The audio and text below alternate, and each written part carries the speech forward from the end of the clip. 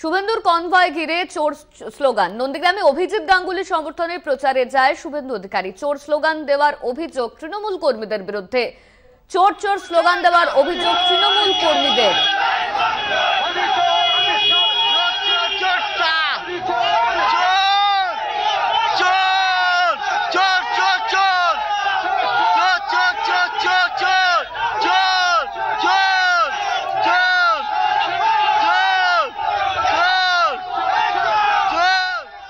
এই নিয়ে আমরা বিস্তারিত জানবো। আমাদের সঙ্গে রয়েছেন আমাদের প্রতিনিধি সৌম্যজিৎ চট্টোপাধ্যায়। সৌম্যজিৎ, শুভেন্দুর কনভয় ঘিরে চোর চোর স্লোগান নন্দীগ্রামে, ঠিক কি জানা যাচ্ছে এই নিয়ে?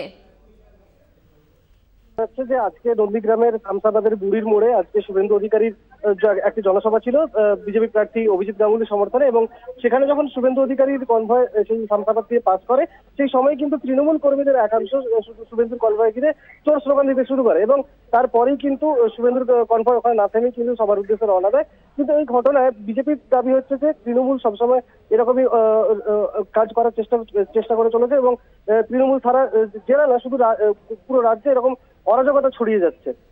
অনন্যা, ধন্যবাদ তোমায় সৌম্যজিৎ। আমাদের সঙ্গে ছিলেন আমাদের প্রতিনিধি সৌম্যজিৎ চট্টোপাধ্যায়। শুভেন্দুর কনভয় ঘিরে চোর চোর স্লোগান নন্দীগ্রামে অভিজিৎ গাঙ্গুলির সমর্থনে প্রচারে যায় শুভেন্দু অধিকারী। আর এই শুভেন্দু অধিকারীকে দেখে চোর চোর স্লোগান, অভিযোগ তৃণমূল কর্মীদের বিরুদ্ধে। নন্দীগ্রামের কুড়িগ্রামের ঘটনা, সেখানে শুভেন্দুর কনভয় ঘিরে চোর চোর স্লোগান।